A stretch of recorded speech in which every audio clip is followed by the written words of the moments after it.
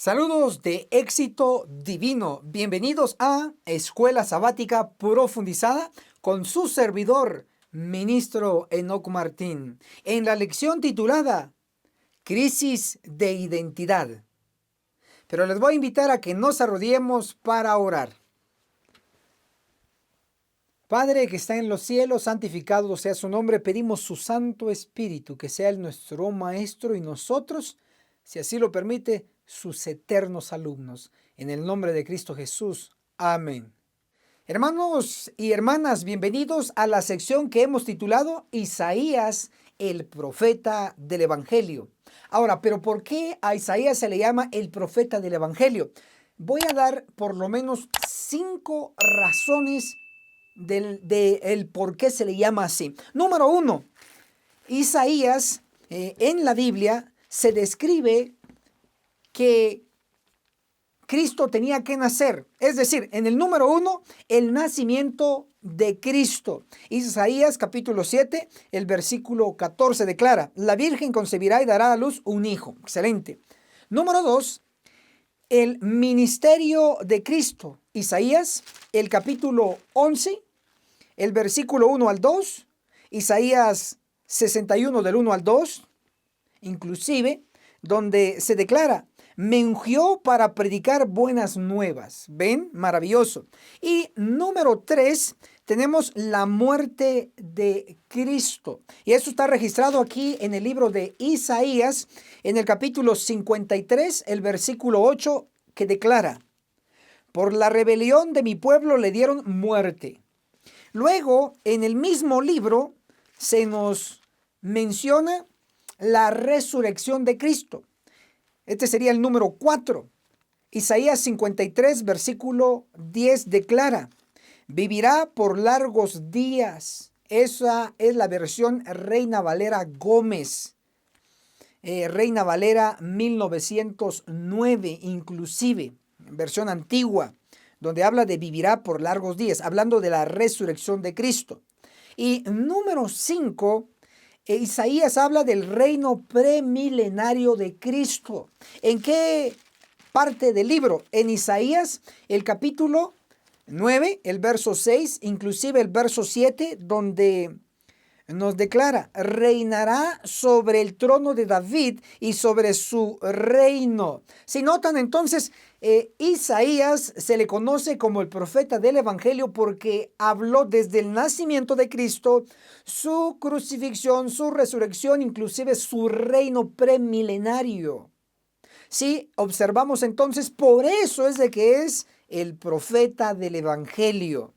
Ahora, es interesante que estas 5 secciones de la vida de Cristo registrados en el libro de Isaías, también podemos compararlo paralelamente con Mateo capítulo 20, el versículo 5, donde se encuentran 5 llamadas con 5 mensajes de verdad presente. Vamos a contarlos. Número 1, por la mañana.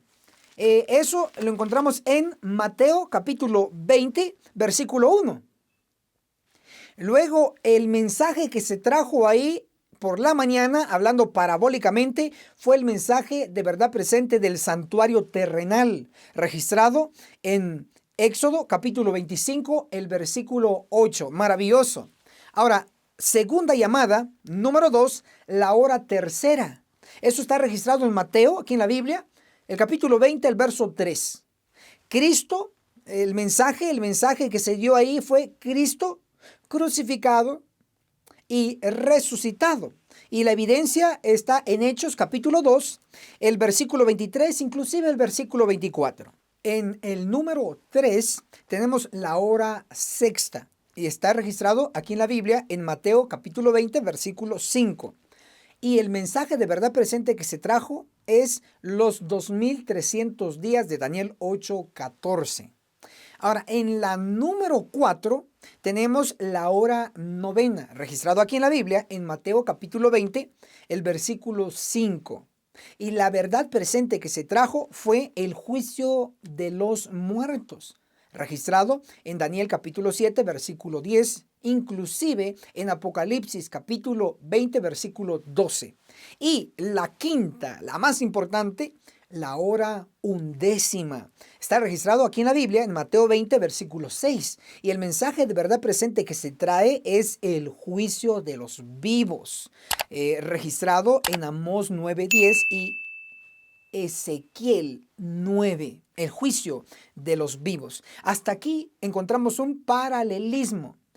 En Isaías, el profeta del Evangelio, tenemos 5 secciones de la vida de Cristo. En Mateo capítulo 20 tenemos 5 llamadas de obreros que se les dio 5 mensajes. 5 aquí, 5 aquí, esto se llama perfección. Es interesante que la quinta sección de la vida de Cristo, registrado en Isaías, se conecta con la quinta llamada en la hora undécima. Puesto de otra manera, la quinta sección de la obra de Cristo basado en Isaías es el reino premilenario de Cristo. Isaías 9, versos 6 y 7. Este reino premilenario, pre es antes. En el caso de este término premilenario sería antes del milenio. Este reino premilenario de Cristo se ubica en la quinta llamada, en la hora undécima. Puesto de otra manera más clara, el reino premilenario de Cristo va a ser establecido en la hora undécima, en la hora que se va a dar el fuerte pregón. Isaías, el libro, contiene 5 secciones de la obra de Cristo. Por eso se le llama Isaías, el profeta del Evangelio. Pero también la Biblia contiene 5 mensajes especiales de verdad presente. 5, perfección. También puedo hacerles referencia que el libro de Isaías contiene 66 capítulos y toda la Biblia contiene 66 libros. 66 aquí, 66 aquí. Esto se llama perfección divina. Amén. Hermanos y hermanas, bienvenidos a la sección titulada Isaías, síntesis histórica y profética. Para ello tenemos que ir a pura ley a Isaías, el capítulo 1, el versículo 1, donde dice, visión de Isaías. Observen la palabra visión. Los que tenían visiones eran los profetas. Por lo tanto, encontramos en la propia Biblia, en Hechos capítulo 8, el versículo 30, la frase profeta Isaías. ¿Por qué? Porque él tuvo visión. Si tuvo visión, fue profeta. Interesante. Ahora, el médico, inclusive historiador inspirado, llamado Lucas, que se encuentra en Colosenses 4, el versículo 14, escribió sobre el libro de nuestro análisis como el libro del profeta Isaías. Esta frase la encontramos directamente en Lucas capítulo 4, el versículo 17. Si notan, el médico e historiador Lucas no dice que son 2 autores o 2 libros de Isaías, sino que es un solo libro, por decir, el libro del profeta Isaías, con un solo autor, en este caso Isaías. ¿Por qué lo digo? Lo digo porque actualmente hay eruditos que nos señalan que el libro de Isaías en realidad son 2 libros con 2 autores que lo dividen como sigue. Desde el capítulo 1 al capítulo 39 le llaman el primer Isaías. Y desde el capítulo 40 al 66 le llaman el segundo Isaías. Básicamente, al libro de Isaías lo dividen. 2 libros, 2 autores. Sin embargo, además de la evidencia ya expuesta por su servidor, que es un solo libro y con un solo autor, se dio una evidencia extremadamente clara. Y fue el descubrimiento arqueológico que se hizo en 1947 en una de las cuevas del Mar Muerto, donde se encontraron varios manuscritos bíblicos, entre ellos el de Isaías, pero no había dos rollos del mismo libro, por decirlo así. No estaba dividido el libro de Isaías desde el capítulo 1 al 39 un rollo, y del capítulo 40 al 66 otro rollo. No, era un solo rollo donde está todo el libro de Isaías, porque estos manuscritos escritos siglos antes de Cristo, corroboran que siempre el libro de Isaías que hoy tenemos en las Biblias siempre ha sido un solo libro con un solo autor. Sin embargo, estos que se creen doctos y que tuercen las escrituras, hacen lo mismo que hizo el rey Manasés con Isaías. Léase en su tiempo libre Profetas y Reyes en la página 281. Ahí declara que el rey Manasés mató a Isaías. Justo es lo que hacen estos supuestos eruditos que creen que hay dos autores del libro de Isaías. El rey Manasés hizo con Isaías lo mismo que estos supuestos eruditos hacen con el libro del profeta Isaías. El rey Manasés exactamente partió en dos al profeta Isaías. Y eso lo tenemos en la evidencia de señales de los tiempos. Eso está en inglés, pero en español se los leo. Señales de los tiempos. El 17 de febrero de 1898. Declara, Isaías fue aserrado en dos partes porque reprendió fielmente los pecados de la nación judía. Entonces, literalmente el rey Manasés partió a Isaías. Y estos supuestos eruditos con el libro de Isaías lo parten en dos también. Dice Isaías 1, Isaías 2, y lo cual están totalmente errados.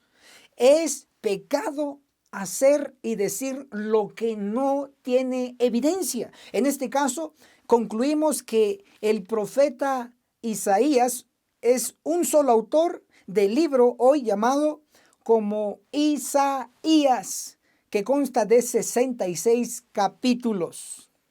El libro completo de Isaías fue estudiado por la Iglesia Adventista del Séptimo Día entre 1928 y 1929 en 3 trimestres. Les diré cuáles son. Número 1, julio, agosto, septiembre de 1928 es un trimestre. Se estudió la primera parte de Isaías. Y número 2, octubre, noviembre, diciembre de 1928 se estudió la segunda parte del libro de Isaías. Pero luego en el número 3, enero, febrero y marzo de 1929, se estudió la tercera y última parte del libro de Isaías. Estas lecciones tenían comentarios y estos comentarios en su totalidad se llamó Isaías, el profeta del Evangelio. Tanto las lecciones y los comentarios fueron escritas por el autor y pastor adventista del Séptimo Día llamado M.L. Andreasen, un pastor adventista muy destacado y muy estudioso. Lo que sobresale en su biografía de este pastor es que él fue contemporáneo de la profetisa Elena G. de White, de la Iglesia Adventista del Séptimo Día. El pastor M.L. Andreasen visitó a la profetisa en el año 1909. Justo en ese año la profetisa escribió lo que es Manuscritos Inéditos, tomo 1, lo que está descrito en la página 241, donde dice, estudien el capítulo 9 de Ezequiel. Esas palabras se cumplirán literalmente. No puede ser casualidad que el pastor M.L. Andreasen visita a la profetisa en 1909 y en ese mismo año Elena de White nos advierte a usted y a mí, a todos, que estudiemos Ezequiel 9 porque esas palabras se van a cumplir literalmente. Además de que el pastor visitó y conoció personalmente a Elena G. de White, también el pastor M.L. Andreasen este pastor adventista entrevistó, por si fuera poco, al tercer Elías. ¿Y saben en qué año? En 1942. La fecha exacta, el martes 15 de diciembre de ese año. Impresionante. El tercer Elías, registrado en Malaquías 4:5 y Testimonios para los Ministros, página 475, donde Elena de White pronostica que alguien tenía que venir con el espíritu y el poder de Elías. En síntesis, puedo decir que el pastor M.L. Andreasen conoció a la profetisa Elena G. de White, y este pastor también entrevistó y conoció al tercer Elías, al último profeta que tenía que venir antes del día grande y terrible. Maravilloso. También hoy, viendo la importancia del libro del profeta Isaías, la Iglesia Adventista del Séptimo Día, nosotros estudiaremos el libro de Isaías desde el capítulo 1 hasta el capítulo 66 en un solo trimestre, enero, febrero y marzo del 2021. Maravilloso. Amén. Hermanos y hermanas, analicemos la sección importante titulada Isaías capítulo 1 se aplica a Israel antiguo y al Israel moderno. Es decir, Isaías capítulo 1 contiene una doble visión. Por lo tanto, Isaías capítulo 1 está dividido en dos partes. La primera parte es desde el versículo 1 al versículo 15 y habla de los pecados del Israel antiguo y lo que le iba a acontecer por estar en pecado. Y habla del pueblo de Dios en los primeros días, en los días del profeta Isaías. Ahora, la segunda parte, hablando de el pueblo de los últimos días, nuestro tiempo, encontramos en la segunda parte que está registrado en Isaías capítulo 1, del versículo 21 al versículo 31.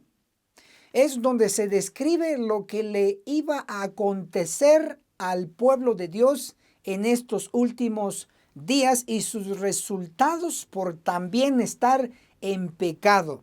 Entonces podemos ver que estas dos divisiones hablan del Israel antiguo y hablan del Israel moderno, la Iglesia Adventista del Séptimo Día.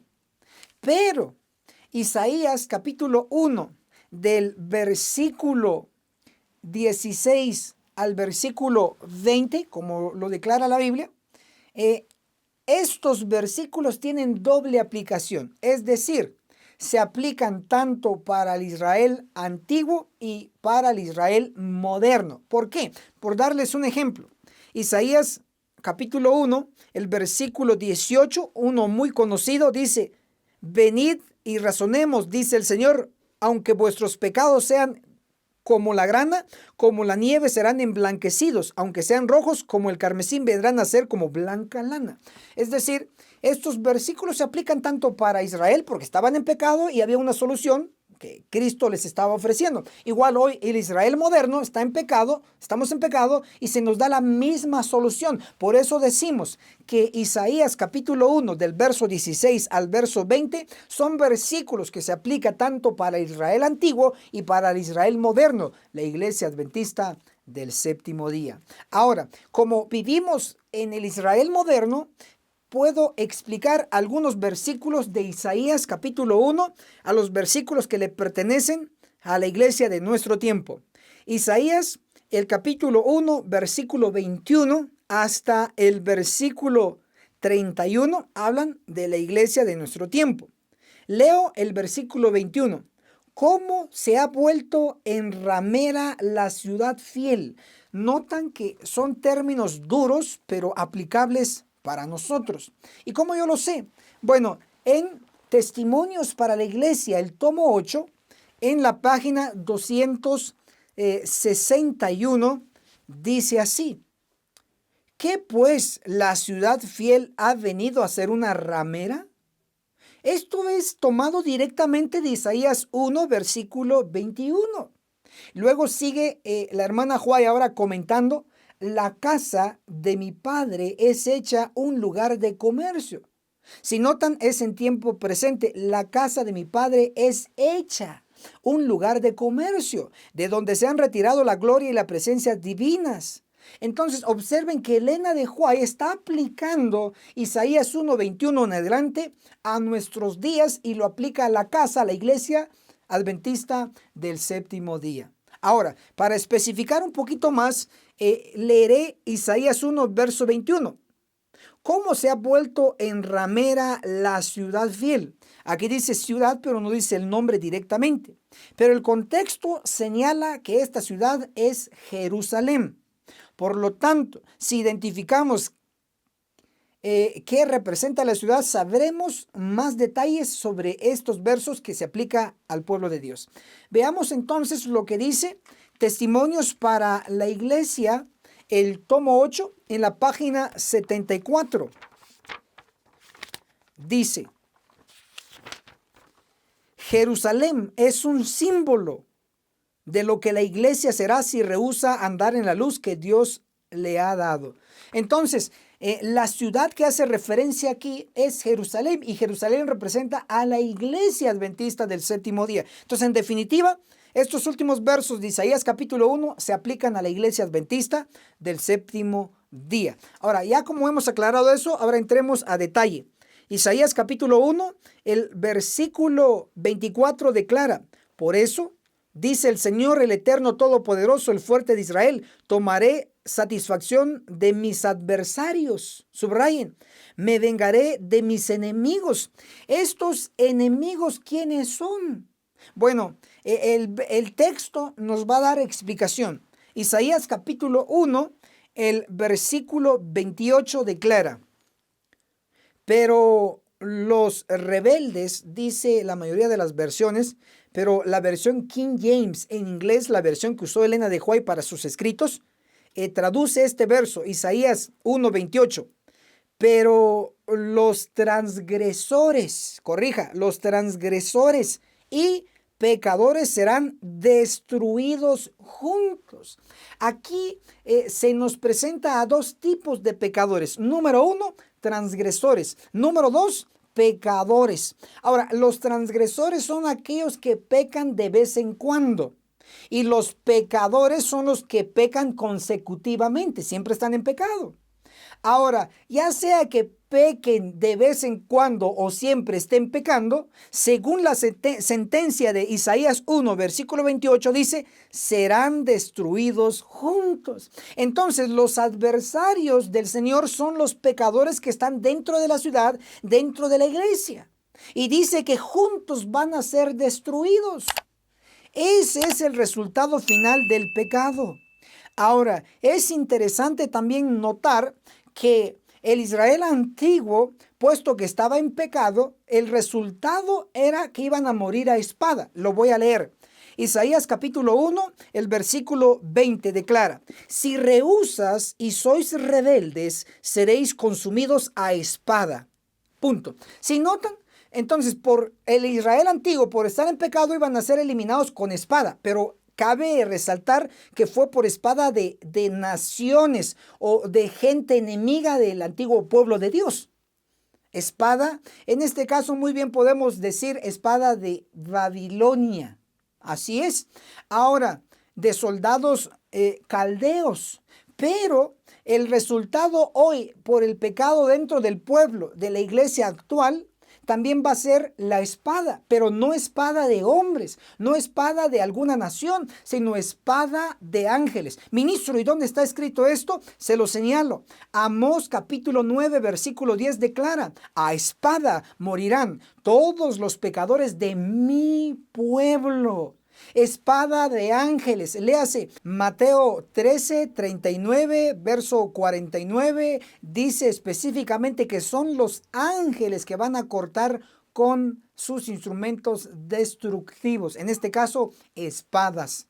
Pero también puedo resaltar lo que nos dice la palabra de Dios en Jeremías 31, 30, donde declara, cada cual morirá por su propia maldad. Es interesante que sepamos que cada uno va a morir por su propio pecado. A diferencia en el pueblo antiguo, el bueno pagaba por el malo.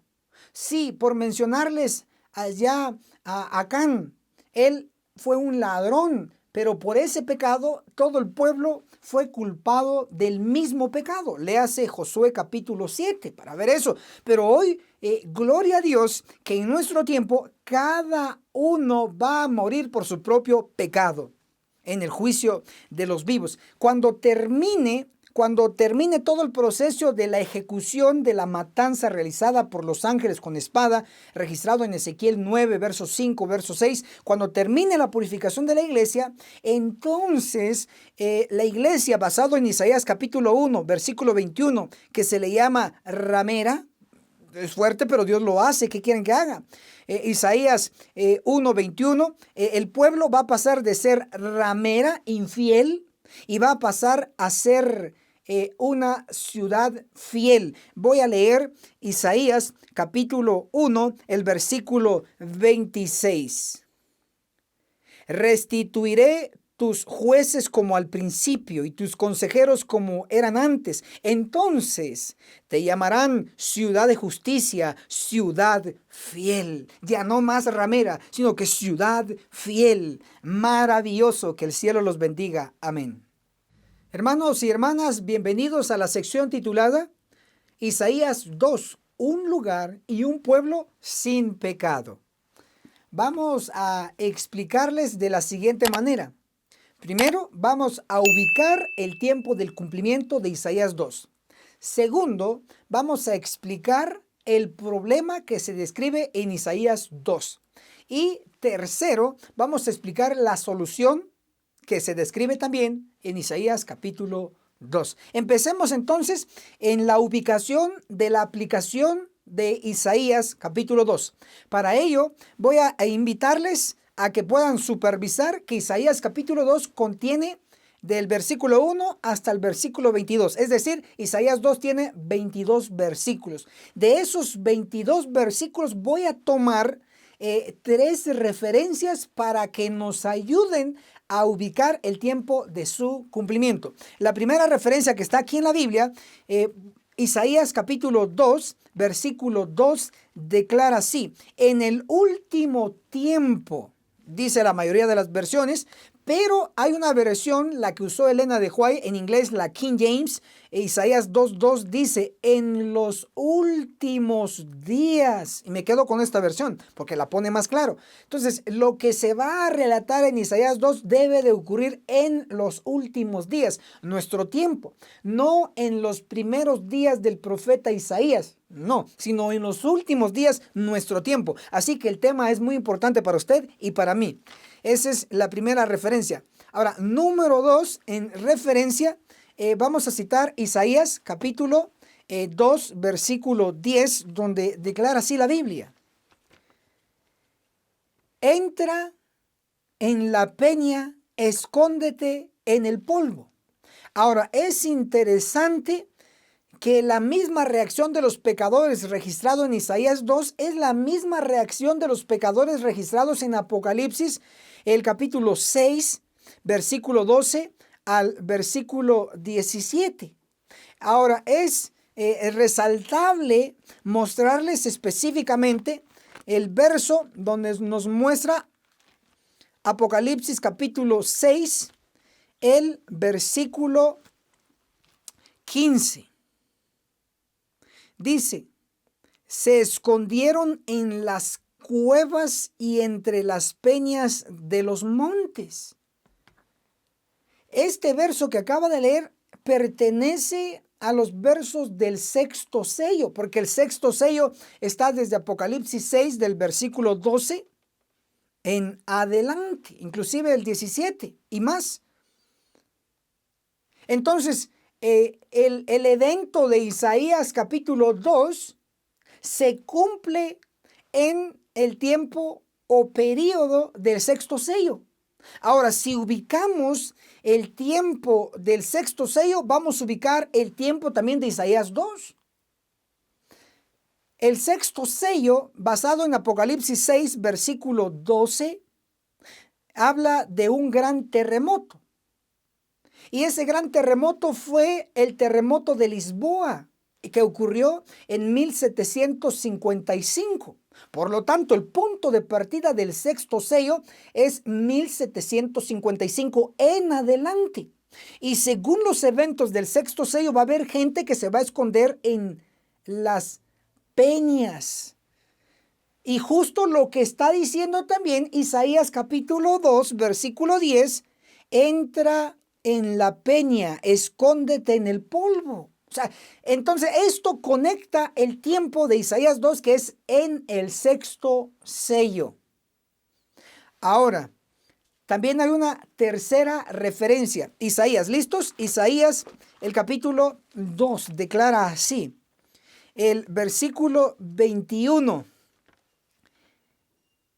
Y entra en las hendiduras de las rocas, en las cavernas de las peñas. Ahora veamos lo que está registrado en el sexto sello en Apocalipsis 6, el versículo 15, dice, se escondieron en las cuevas y entre las peñas de los montes. Es exactamente igual. Los pecadores de Isaías 2 y los pecadores del sexto sello se esconden en las peñas, en las cuevas.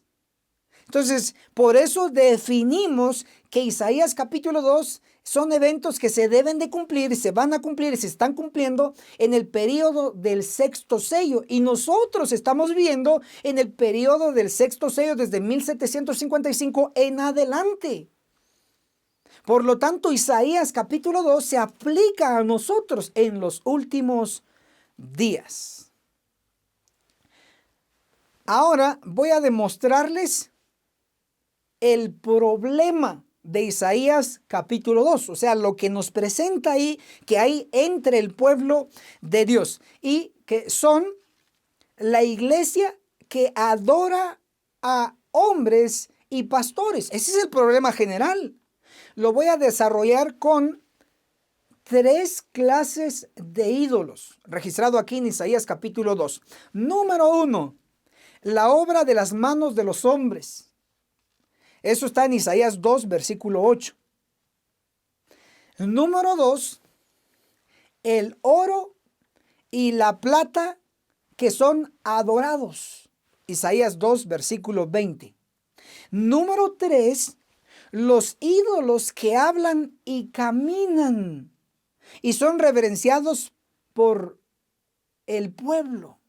Y eso lo encontramos en Isaías capítulo 2, verso 17, verso 18 y verso 19. Ahí sí me voy a detener y les voy a explicar un poco más, porque es muy grave. Leamos entonces Isaías, el capítulo 2, el versículo 17. La altivez del hombre será abatida y la soberbia de los hombres, subrayen hombres, será humillada. Versículo 18. Y desaparecerán todos los ídolos. Entonces hay una conexión entre hombres e ídolos. Hay hombres que son idolatrados, por eso está la conexión aquí. Ahora, lo que me llama más la atención es lo siguiente. Isaías, el capítulo 2, versículo 19, en la traducción King James y en la versión Reina Valera Gómez, dice así, Isaías, capítulo 2, verso 19.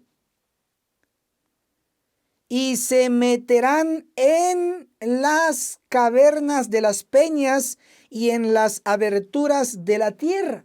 Entonces, si notan, Isaías capítulo 2, el versículo 17, 18, está hablando de hombres y de ídolos. Estos ídolos, dice el verso 19, que van a se meterán en las cavernas de las peñas. ¿Cómo es posible que un ídolo se meta a una caverna de las peñas? Para ellos significa entonces que estos ídolos caminan. Son personas, son hombres. Pues estamos acostumbrados a que se nos presente un ídolo como una estatua o de yeso, de madera. Pero hay ídolos que caminan y estos son los peores, porque los hombres los exaltan. ¿Y saben cómo se llaman? Hasta vamos a ir desarrollando cómo se llaman estos ídolos. Ya les demostré que estos caminan porque entran a las cavernas de las peñas. Caminan. Ahora voy a mostrarles que estos ídolos hablan, pero me va a ayudar otro profeta. Aparte de Isaías, me va a ayudar otro profeta. Y este profeta es Zacarías. El capítulo 10, versículo 2 dice así. Los ídolos hablan engaño. Ya nos va ayudando. Los ídolos caminan, pero también los ídolos hablan engaño. Definitivamente estos ídolos son hombres. Ahora, como hablan engaño, ya nos dio otra pista. ¿Quiénes son los que hablan engaño? Bueno, Isaías nos va a ayudar. Retrocedamos un poquito. Isaías, el capítulo 3, el versículo 12, la última parte. Dice, pueblo mío, los que te guían, los líderes, los que te guían, te engañan. Bueno, entonces está claro. ¿Quiénes son los ídolos? Entonces son los líderes, los que están guiando al pueblo, pero los están engañando. Entonces los líderes hoy, como los conocemos, como de varios rangos. Presidente de conferencia general, presidente de división, presidente de unión, presidente de misión y pastores, ancianos. Hermanos y hermanas, esto no lo digo yo, está escrito. Vamos a leerlo, corroboremos. El libro Testimonios para los Ministros, entiéndase, para pastores, Testimonios para los Ministros, en la página 409, el capítulo a los obreros de Dios, declara, ministros no santificados se están alistando en contra de Dios. Está raro, pero está escrito. ¿Qué quieren que haga? Ahora, hay otra cita más clara en Testimonios para los Ministros, página 233. Vean cómo lo relata aquí. Testimonios para los Ministros, página 233, el capítulo Obreros dirigidos por Dios. Los siervos de Dios serán llamados fanáticos. Los ministros, pastores, aconsejarán al pueblo a no escucharlos. Imagínense, siervos de Dios reprendiendo al pueblo, ayudando al pueblo, entrenando al pueblo, y ministros, pastores diciendo, no escuchen a este hombre, no escuchen a esta mujer, no los escuchen, son disidentes, son rebeldes. Los rebeldes son ellos, porque no les predican a ustedes las verdades que deben de saber, el juicio de los vivos, los que van a sobrevivir, qué número va a sobrevivir, quiénes van a dar el fuerte pregón, cómo hay que estar listos antes del juicio de los vivos. No les están predicando. Por eso dicen, aconsejarán los pastores al pueblo a que no escuchen a los siervos de Dios. Entonces, ¿quiénes son estos ídolos que caminan y que hablan? Son los pastores, son los líderes que están guiando al pueblo al engaño. No lo dije yo, lo dijo el profeta Isaías en el capítulo 3, versículo 12. Pueblo mío, los que te guían, entiéndase por líderes, pastores, ancianos, te engañan. Punto. Entonces, hasta aquí ya comprobamos que hay ídolos que hablan y que caminan. Llámese pastores, liderazgo en general. Y también se nos dice por qué debemos de dejarlos de idolatrar, porque la muerte es lo que se acerca. Ahora, Isaías capítulo 2, el versículo 22, el último verso declara, dejaos del hombre, pastores, ancianos, evangelistas, dejen a esos hombres de idolatrarlos. Isaías 2:22, dejaos del hombre, cuyo aliento está en su nariz, porque ¿de qué vale realmente? Bueno, primero se nos ordena que dejemos a los hombres y se nos da otra orden. Isaías 2, versículo 5, venid, casa de Jacob, y andemos a la luz del Señor. Dice, dejaos, dejen a estos hombres, dejen de idolatrarlos. Y luego dice, venid. ¿A dónde? A la luz del Señor. Lo que significa es que se está siguiendo las chispas de los hombres, que no dan luz, son chispitas. Pero Dios nos dice, dejen las chispas de los hombres y siguen la luz del Señor. Voy a identificar Isaías 2, verso 5, venid casa de Jacob. Casa en la Biblia representa a la iglesia. Por ejemplo, Primera de Timoteo, capítulo 3, verso 15, dice, y la casa de Dios, que es la iglesia del Dios vivo. Entonces, cuando dice Isaías 2:5, venid casa de Jacob, está hablando de la iglesia. Dice, venid iglesia y andemos a la luz del Señor. Nos está invitando a aceptar una luz, un mensaje último para prepararnos, para entrenarnos. Entonces, luego tenemos también dónde está ubicada la casa de Jacob, la iglesia, dónde está ubicada sus oficinas principales. Isaías 2, el versículo 7 dice, la tierra está llena de plata y de oro. Mucho dólar. El que domina el mundo es el dólar. Su tierra está llena de plata y de oro. Por lo tanto, las ubicaciones donde está esta casa, esta iglesia, sus oficinas generales es Estados Unidos, donde está el dólar, oro y plata. ¿Qué más hay? Sus tesoros no tienen fin, etcétera, etcétera, etcétera. También está su tierra llena de caballos, de misioneros, de predicadores, y sus carros, iglesias, son innumerables. ¡Wow! Esto es impresionante.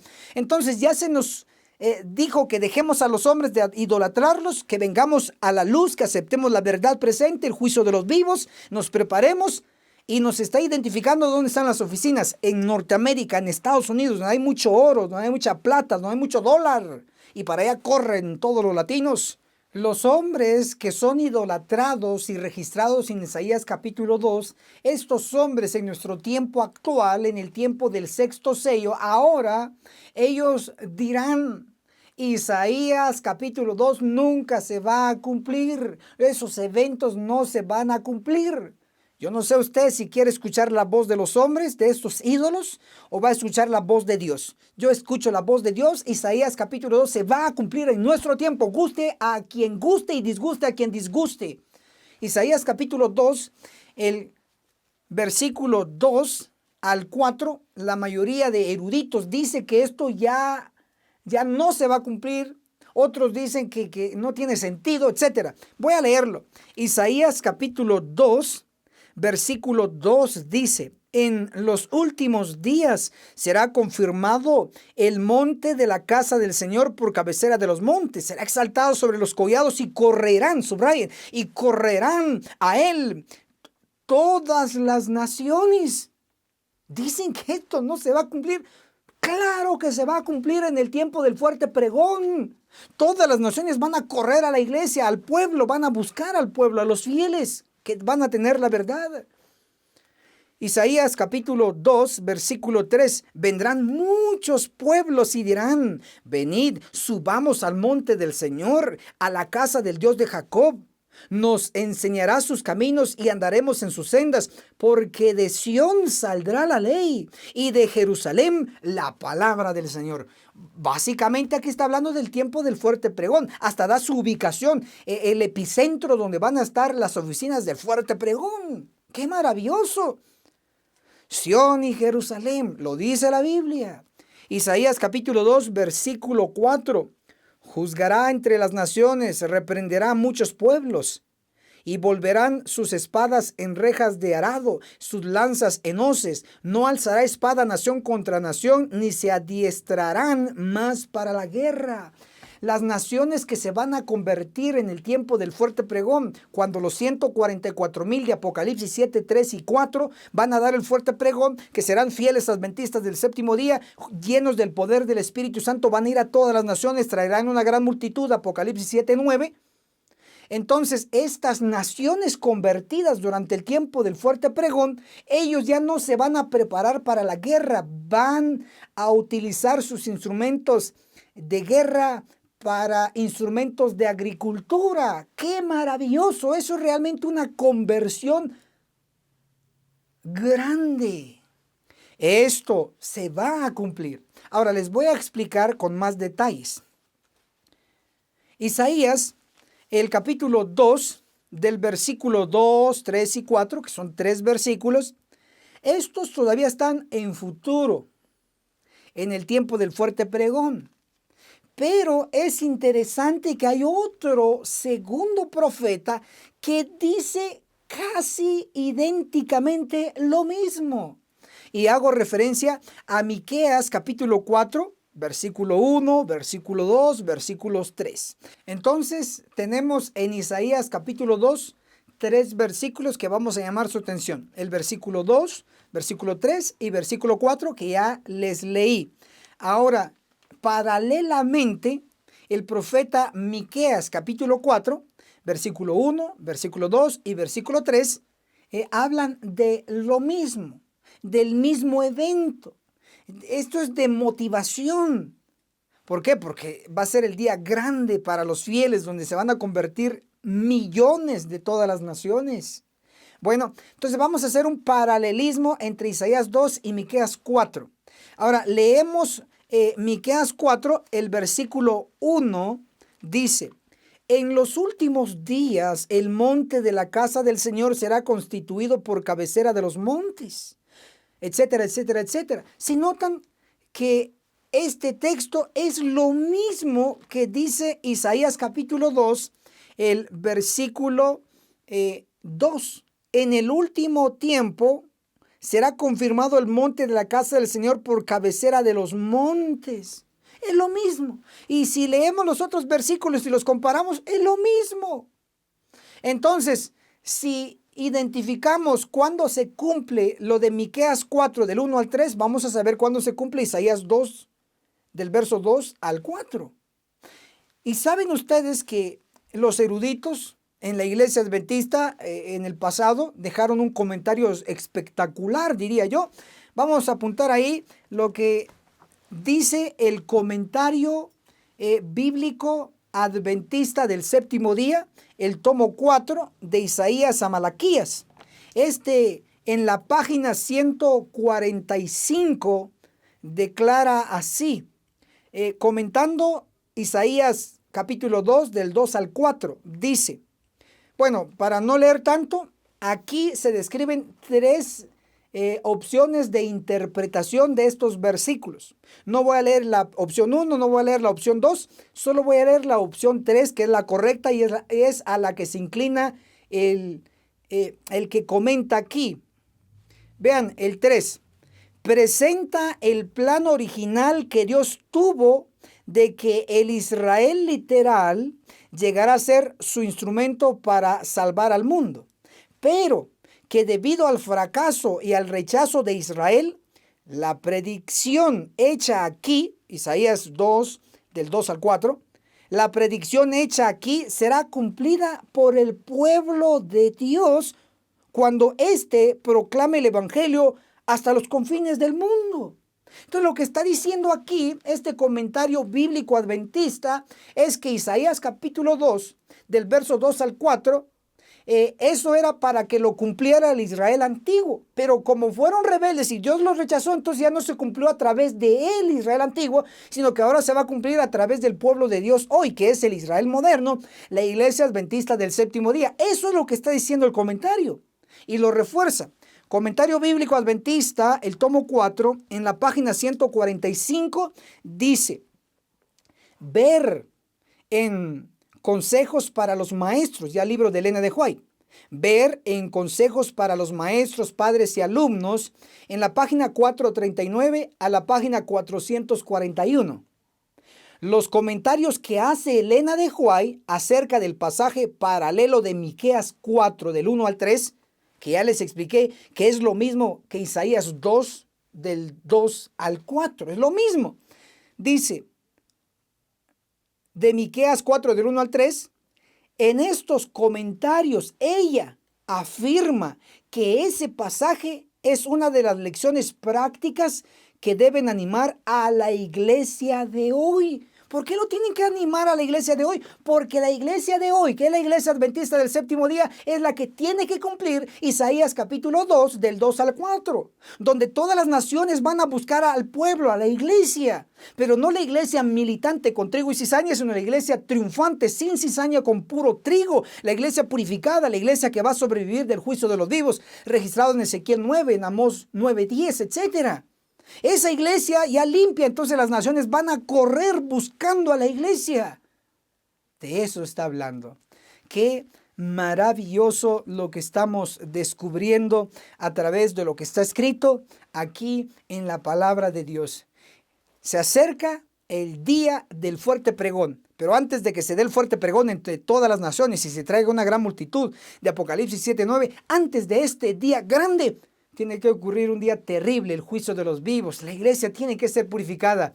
Esté alerta, preparado. Amén.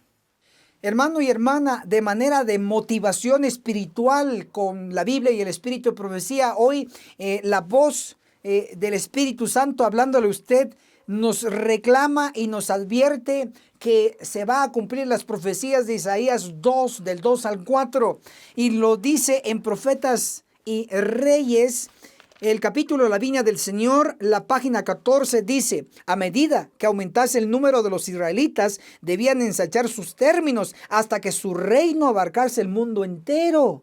Pero el Israel antiguo no cumplió el propósito de Dios. Claro, Israel antiguo no lo cumplió, pero ahora ¿con qué se va a cumplir? Bueno, el mismo libro, Profetas y Reyes, en la página 526, el capítulo, la casa de Israel, declara: lo que Dios quiso hacer en favor del mundo por Israel, la nación escogida, lo realizará finalmente mediante su iglesia que está en la tierra hoy. Amén. Definitivamente entonces vivimos en el tiempo de que se va a cumplir estas profecías. Amén.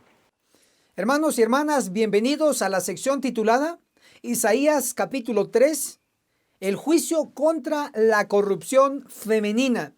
Lo vamos a desarrollar y lo voy a explicar de la siguiente manera. Primero vamos a ubicar el tiempo del cumplimiento de los eventos de Isaías capítulo 3. Segundo, vamos a ver el problema que se presenta en el pueblo de Dios registrado en Isaías capítulo 3. Y tercero, vamos a ver la solución al problema en medio del pueblo de Dios. Siempre debe haber una solución. Entonces empecemos con la ubicación del cumplimiento de los eventos de Isaías capítulo 3. Para ello lo voy a presentar desde dos maneras. Número 1, Isaías capítulo 3 versículo 1, en la versión antigua y en la versión en inglés llamada King James, la que usó Elena de White, empieza así: Isaías 3 versículo 1. Porque el Señor, el Eterno, Todopoderoso, quitará. Entonces empieza con el término porque. El porque es una respuesta a una pregunta. Para ello voy a retroceder al capítulo anterior. En este caso sería Isaías capítulo 2, el versículo 22, que es el último verso. Dejaos del hombre cuyo aliento está en su nariz, porque ¿de qué vale realmente? Ahí está la pregunta. Y luego en el capítulo 3 de Isaías, en el versículo 1, empieza porque el Señor.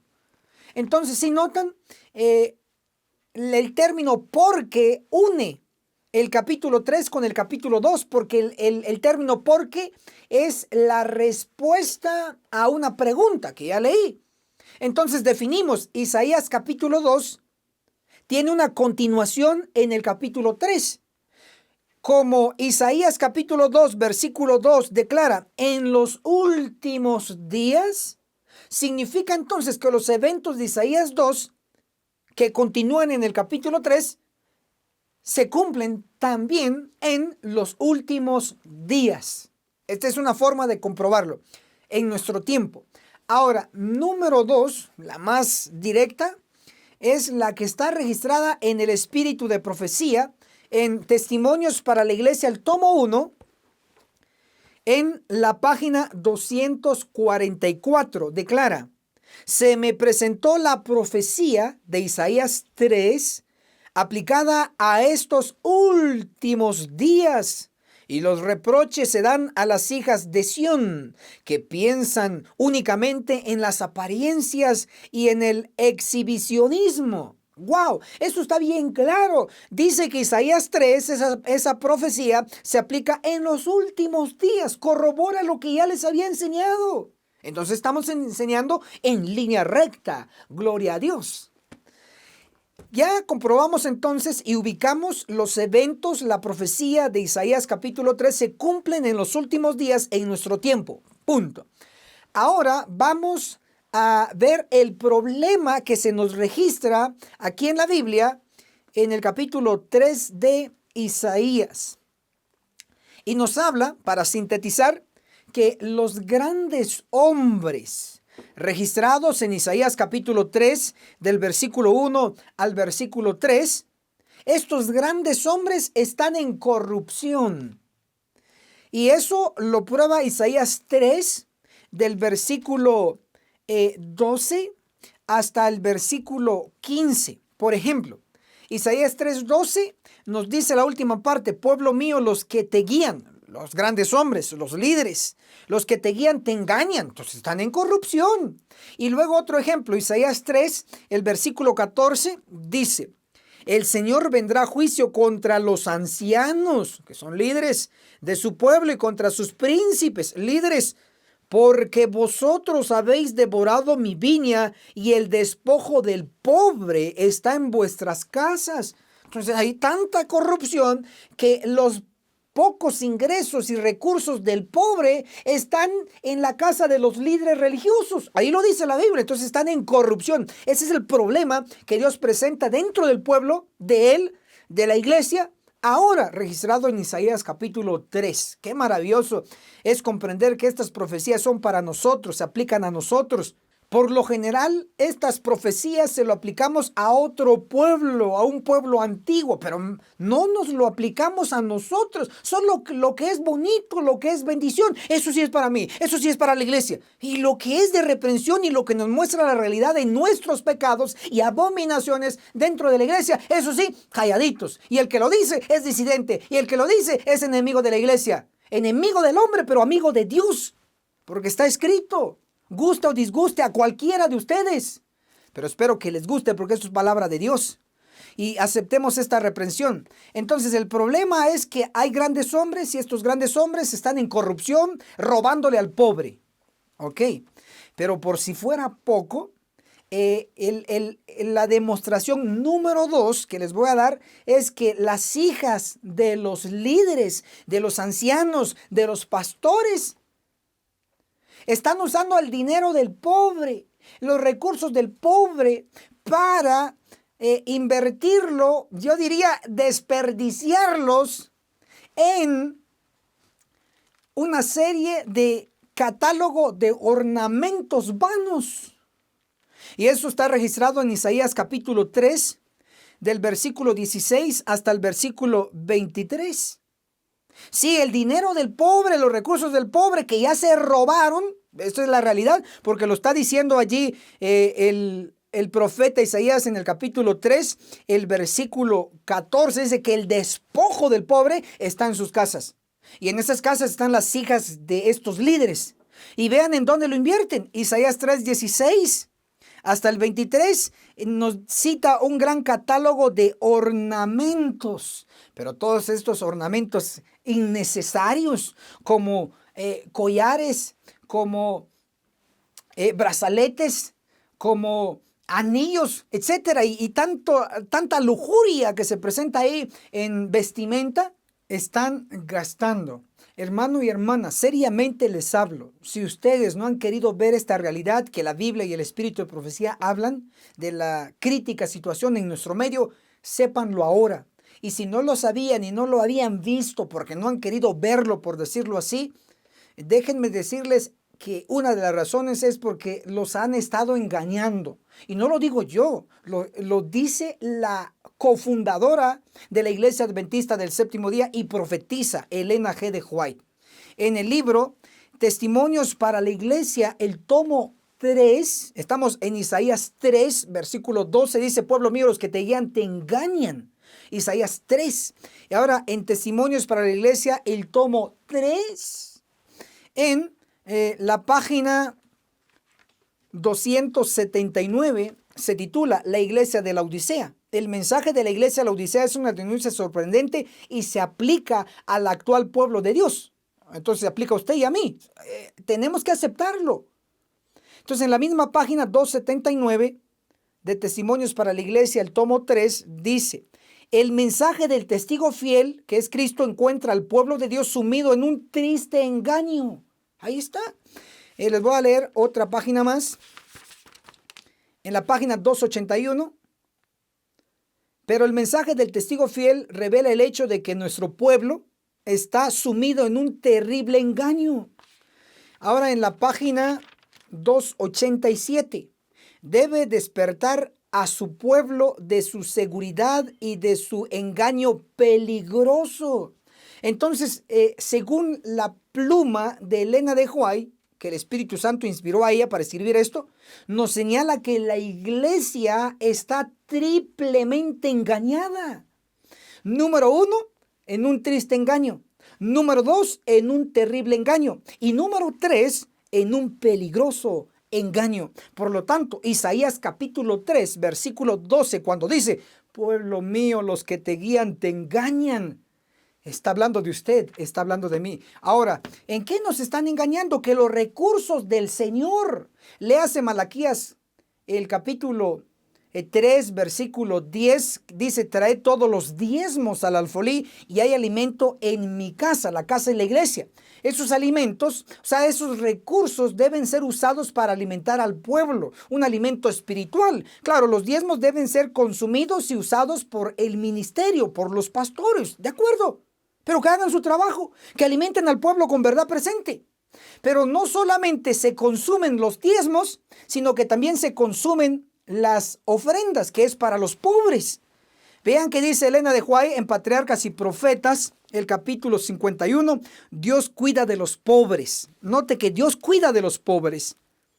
Dice, a fin de fomentar las reuniones del pueblo para los servicios religiosos y también para suplir las necesidades de los pobres, se les pedía a Israel que dieran un segundo diezmo de todas sus ganancias. Si notan que Dios cuida del pobre, entonces hay cierto dinero que debe usarse para el ministerio, pero que ellos trabajen y den alimento de verdad presente al pueblo.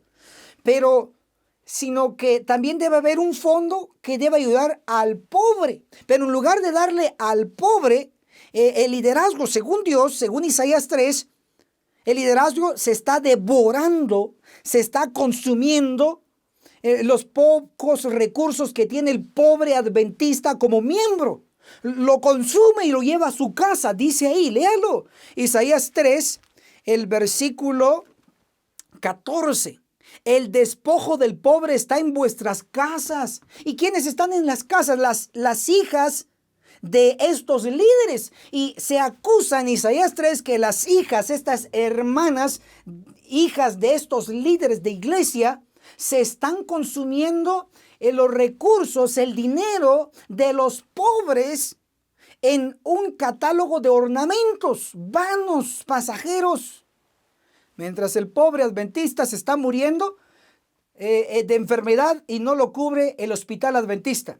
Mientras el pobre adventista se está muriendo de hambre porque es pobre. Y otros gastándose el dinero, recursos de los pobres. Esto es una abominación. Si no despierte algo en usted, es que está terrible, entonces está bien cegado. Pero si está despertando y está diciendo, sí es cierto, sí, bueno, el Espíritu Santo lo está inspirando. Ahora, este es el problema dentro de nuestro pueblo. Pero ahora debe haber una solución. Vamos a la solución. Isaías, el capítulo 3, el versículo 14 nos lo presenta y dice así. El Señor vendrá a juicio. ¿Contra quiénes? Los ancianos de su pueblo, contra sus príncipes, porque vosotros habéis devorado mi viña y el despojo del pobre está en vuestras casas. ¿Qué va a haber para los líderes? Juicio. ¿Saben cómo le llama Isaías 56, verso 10, verso 11? A estos líderes se les llama perros mudos, comilones, hambrientos, amigos del dormir. Vaya a leerlo, ahí está. Ahí está. A ellos va a venir primero a juicio. Pero no solo a estos líderes, sino que también a sus hijas que se están consumiendo ese dinero de los pobres en un catálogo de ornamentos vanos. Veamos qué va a pasar con las hijas según la Biblia. Isaías capítulo 3, ¿listos? El versículo, ahora el 17, declara sobre estas hijas. Por tanto, el Señor pelará la cabeza de las hijas de Sión. El Señor descubrirá sus vergüenzas. ¿Qué va a hacer el Señor? Como se están consumiendo este dinero, este recurso del pobre, que se lo robaron a los pobres, y se lo están consumiendo. Entonces el Señor dice que va a descubrir sus vergüenzas, como que no mucho se entiende. Yo mismo no lo entiendo bien este verso 17, así en estos términos, pero les voy a leer para que usted y yo lo comprendamos más fácil. Isaías capítulo 3, el versículo 17, en la Biblia de traducción del lenguaje actual. Isaías 3:17. Si con esto no entendemos, estamos mal entonces. Isaías 3:17. Pero yo las dejaré desnudas, con las cabezas peladas y llenas de llagas. Si notan entonces, ¿qué va a hacer el Señor con los ancianos, con los pastores, con el liderazgo? Va a venir a juicio, dice. No describe cómo, pero va a venir a juicio. Pero en el asunto de las mujeres, la corrupción femenina, está diciendo que Él va a venir el Señor y las va a desnudar. Qué terrible va a ser eso. ¿Por qué? Porque todo lo que llevan, lo llevan con recursos de los pobres miembros de iglesia. ¡Qué terrible! Esta acusación es de parte de Dios, no de parte mía. Isaías capítulo 3, ya leímos el 17, que el Señor los va a desnudar. Ahora va a mostrar cómo. Isaías capítulo 3, el verso 18 declara: aquel día quitará el Señor el atavío de los calzados, las redecillas y las lunetas. Así es como los va a ir desnudando de tanto que se han colocado. Isaías 3, ahora el verso 19. Los collares, los pendientes, los brazaletes. Verso 20. Las cofias, las cadenillas de los tobillos, los partidores de pelo, los pomitos de olor y los zarcillos. Esto es un catálogo de pinturas y tanta cosa que se echan. Verso 21, los anillos, los joyeles de la nariz. Verso 22, la ropa de gala, los mantoncillos y las bolsas. Verso 23, los espejos, las pañoletas, los turbantes y las mantillas. Todo esto lo va a quitar el Señor y los va a dejar a estas hijas de Sión desnudas. Lo dice Isaías 3, el verso 17 en la traducción del lenguaje actual. Esta será la lección que Dios les va a dar a estas mujeres, lamentablemente, pero a veces uno no entiende las buenas y a veces hay que probar a las malas, pero lamentablemente al final es muy tardío para arrepentirse. Ahora es el tiempo de reaccionar y cambiar. Hermanas y hermanos, que el Señor las bendiga y los apoye a ustedes. Vamos a ver que al final tanto los líderes, tanto sus hijas, como le llama aquí las hijas de Sión, van a ser destruidos. No lo digo yo, leámoslo bajo este lenguaje. Isaías capítulo 3, versículo 26 dice: sus puertas se entristecerán y enlutarán. Si hay luto, significa que hay muertos. Entonces van a morir en el juicio de los vivos. No lo digo yo, está en la Biblia, lea nada más. Amós capítulo 9, versículo 10 dice: a espada morirán. Si van a morir, tiene que haber lutos. Tiene que haber luto. Amós 9:10, a espada morirán todos los pecadores de mi pueblo. No está hablando del mundo, dice mi pueblo. ¿No usted profesa ser el pueblo de Dios? Entonces aceptemos esta parte difícil también, pero es porque está escrito. Ahora, ¿cómo va a ser esta muerte en este juicio? Bueno, tenemos más evidencia en distintos profetas. Isaías capítulo 66, el versículo 15, versículo 16, nos muestra que muchos serán los muertos por el Señor, muchos. ¿Pero cómo? Bueno, vamos a describir que basado en la profecía, en Ezequiel capítulo 9 se dan los detalles. Hay un ángel sellando y hay varios ángeles, según la profecía en la visión, que van a venir a cortar a los que no obtengan el sello. Y va a ser con espada de ángeles. Mateo 13, verso 39, Mateo 13, verso 49, lo confirma. Pero, ¿dónde se va a cumplir el juicio de los vivos registrado en Ezequiel 9? Veamos lo que diga el espíritu de profecía en Testimonios para la Iglesia, el tomo 5, en la página 196, declara así. Ezequiel 9, 5 y 6, aquí lo cita, no lo voy a leer porque debe de usted de conocerlo. Ezequiel 9, 5 y 6 donde el Señor comisiona a los ángeles a matar sin lástima ni compasión a los que no obtengan el sello. Entonces aquí cita la hermana Juárez Ezequiel 9, 5 y 6. Ahora el comentario. Aquí vemos que la iglesia, el santuario del Señor, era la primera en sentir los golpes de la ira de Dios. Y luego dice, los ancianos, los mismos ancianos que en Isaías capítulo 3, versículo 14, el Señor vendrá a juicio contra los ancianos de su pueblo. Estos mismos ancianos aquí son los que aquí en Testimonios para la Iglesia, el tomo 5, en la página 196 declara, aquí vemos que la iglesia, el santuario del Señor, era la primera en sentir los golpes de la ira de Dios, los ancianos, aquellos a quienes Dios había brindado gran luz, habían traicionado su cometido.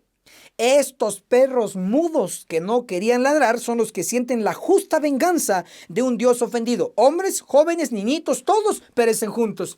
Liderazgo y las hijas de Sión, con ese su catálogo de ornamentos, van a perecer juntos. Según lo que está escrito, Ezequiel 9 se va a cumplir en la iglesia. Por si tiene alguna duda, le recomiendo a que lea Manuscritos Inéditos, el tomo 1, en la página 241, donde dice estudien Ezequiel 9. Estas palabras se cumplirán futuro literalmente.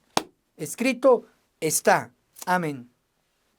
Hermanos y hermanas, bienvenidos a la sección titulada Isaías 4. Todas las iglesias son hipócritas. No lo declaro yo, lo declara Dios a través del lenguaje profético. Pero hoy lo vamos a describir e interpretar correctamente. Biblia y espíritu de profecía. Ok. En nuestra explicación vamos a notar primero la ubicación en el tiempo que se cumplen los eventos de Isaías 4. Y número 2, vamos a explicar el problema que se registra en Isaías 4. Y número 3, vamos a explicar la solución al problema registrado en Isaías 4. Empecemos entonces con la ubicación del tiempo de su cumplimiento de estos eventos registrados en Isaías 4. Entonces vamos a leer Isaías 4, versículo 1. Esta es la primera forma. Isaías 4:1.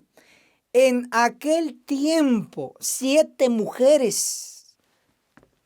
Empieza en aquel tiempo, haciendo referencia a su contexto anterior. En este caso, al capítulo 3, del verso 16 hasta el verso 26, donde termina el capítulo 3. Y estos versos está hablando de las hijas de Sión, que se consumen el dinero de los pobres en un catálogo de ornamentos vanos. Entonces, si ubicamos cuando se cumple los eventos de Isaías 3 en relación a las hijas de Sión, vamos a ubicar cuando se cumple Isaías 4, porque Isaías 4:1 dice, en aquel tiempo, hablando de lo anterior que estaba haciendo referencia. Entonces veamos cuándo se cumple Isaías capítulo 3.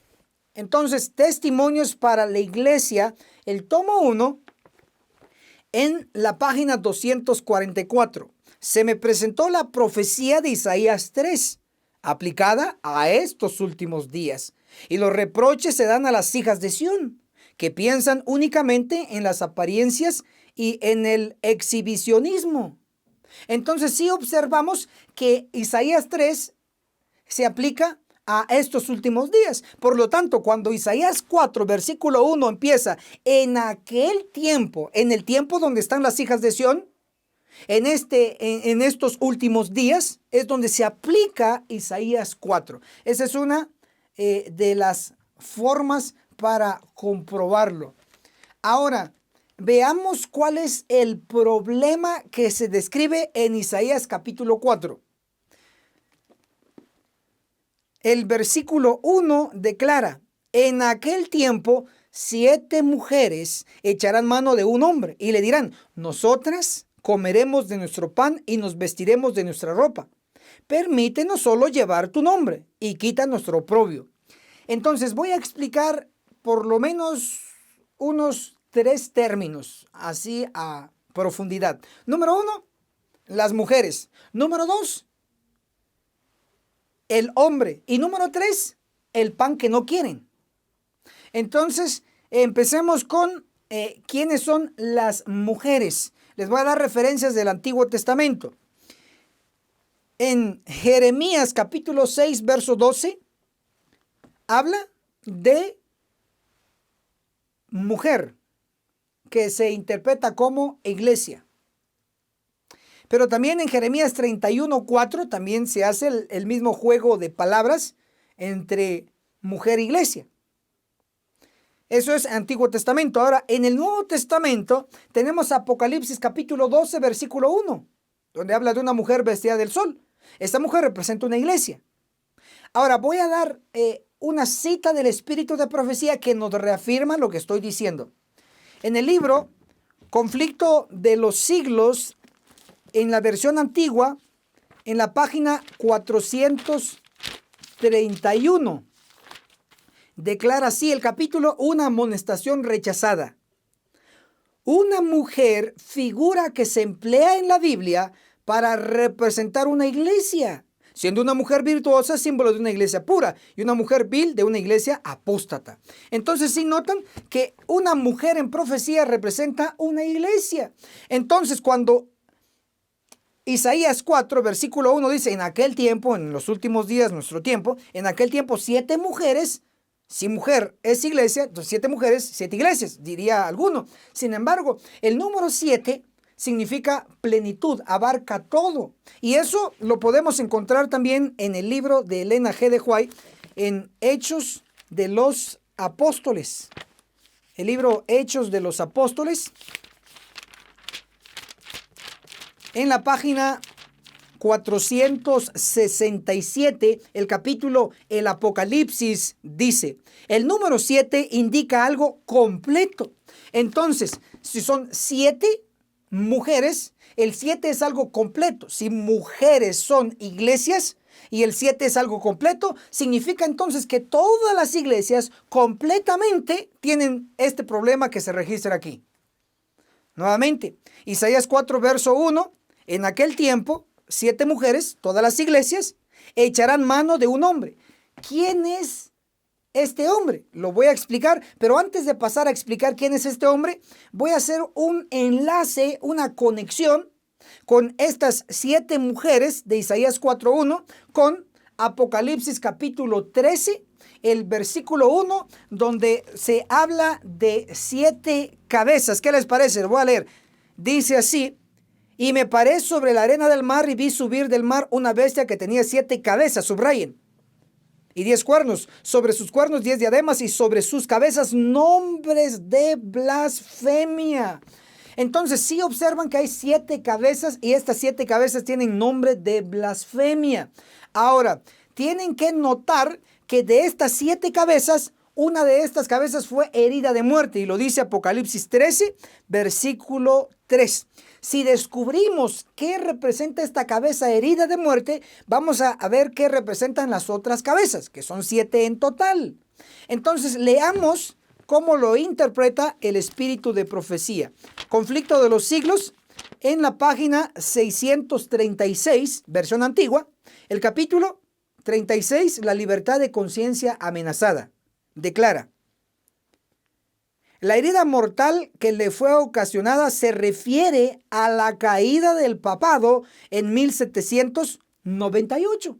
Entonces, la herida de una de esas cabezas se refiere a la caída del papado. Y el papado es símbolo, líder máximo de una iglesia, que es la iglesia católica.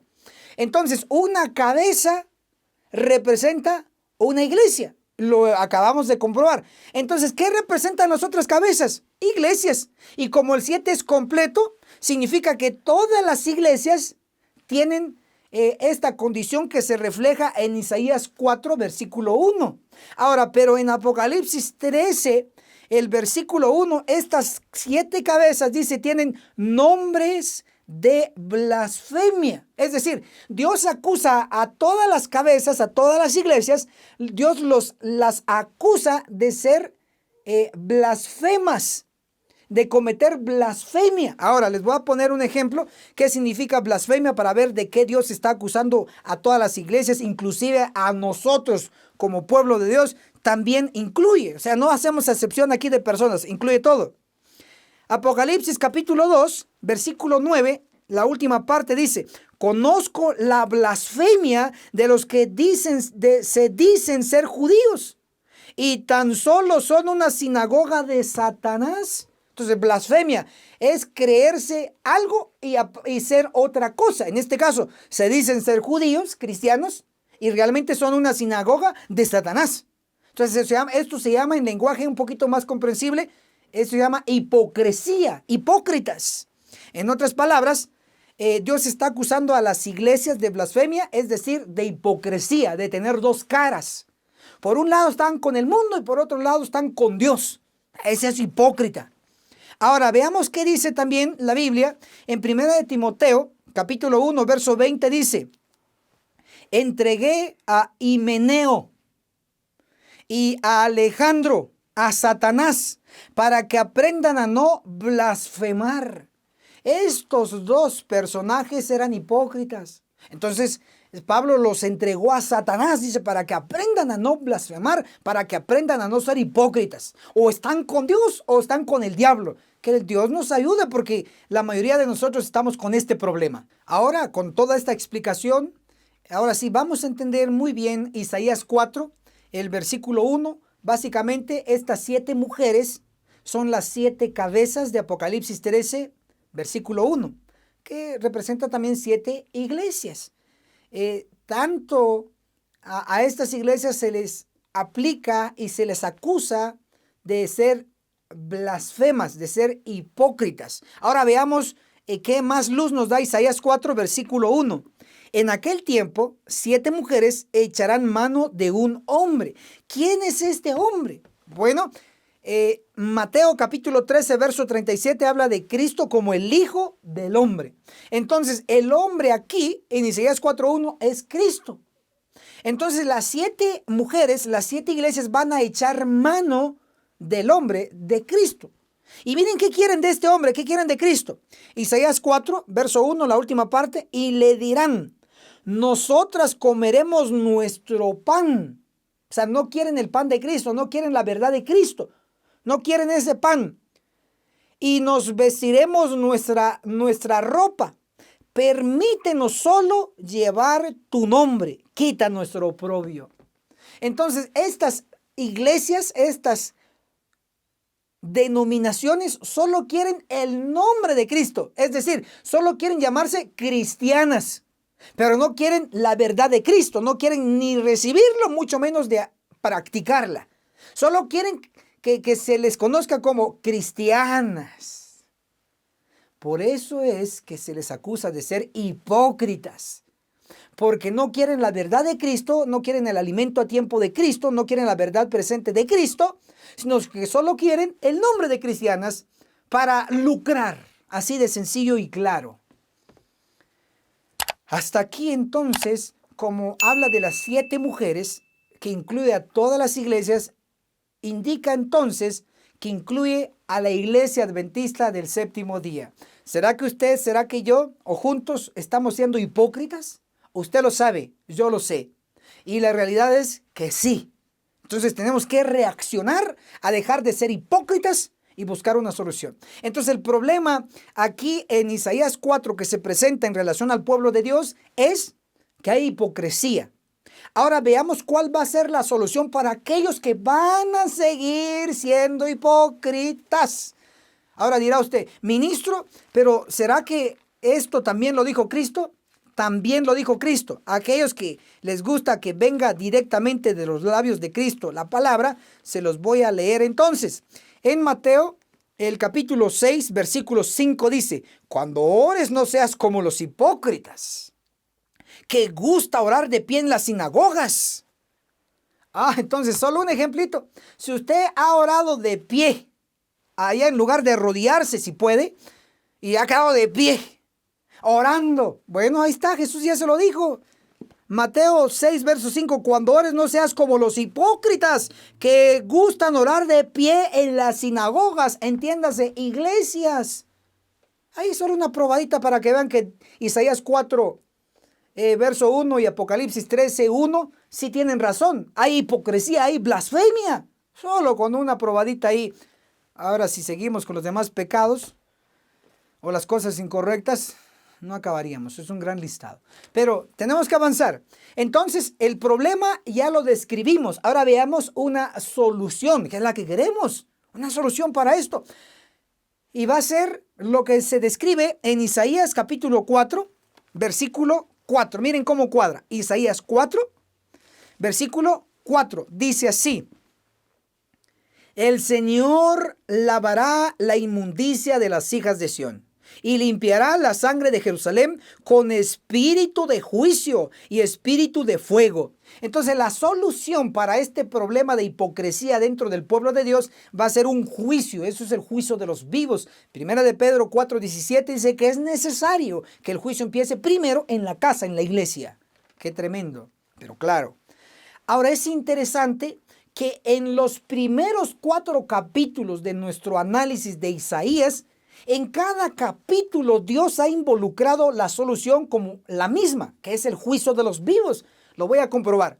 Voy a retroceder desde el capítulo 1 hasta el capítulo 4, donde estamos ahora ubicados en nuestro análisis. Isaías, capítulo 1. Sí, el versículo 28 declara: destruidos. Hablando del juicio, pero utiliza el término destruidos, que será la solución.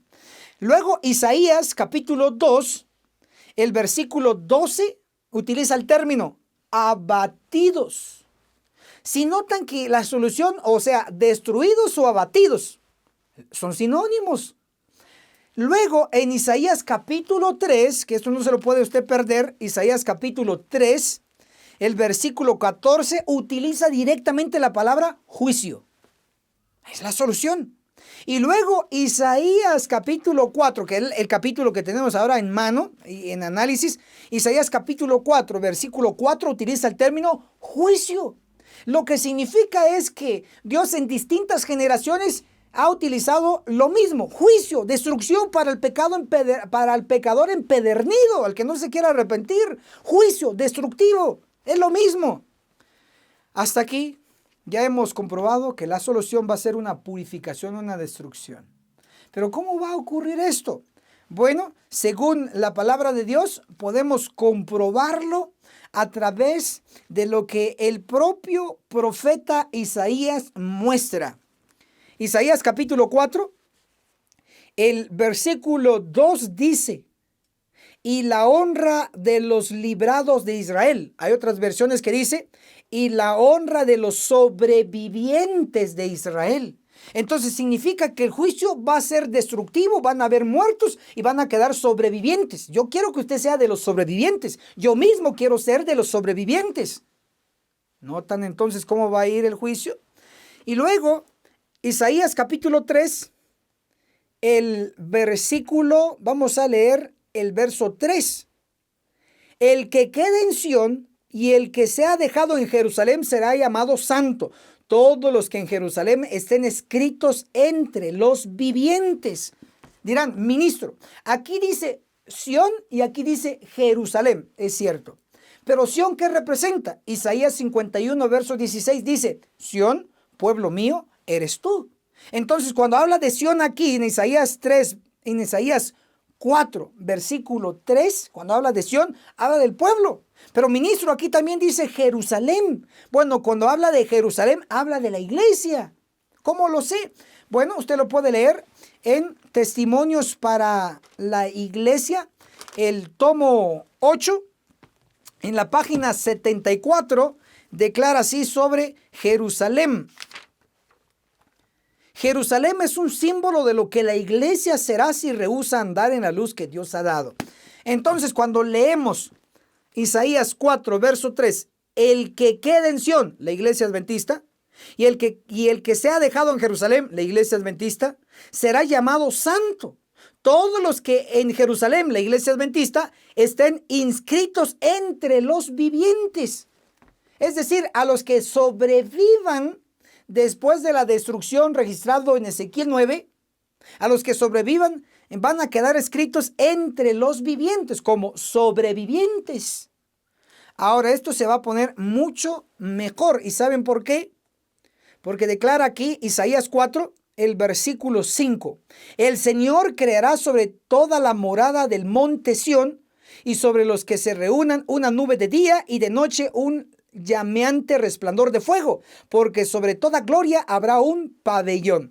¿Qué describe aquí? Número uno, para ir ya concluyendo, que Dios va a destruir a todos los que son hipócritas, llámese pecadores empedernidos y no arrepentidos. Los va a destruir, y de los que no sean destruidos se les llama aquí en Isaías 4 sobrevivientes. Y no solamente van a ser sobrevivientes, sino que Dios los va a proteger. No los va a tocar ninguna plaga de las últimas 7 plagas registradas en Apocalipsis 15 y 16. Serán protegidos.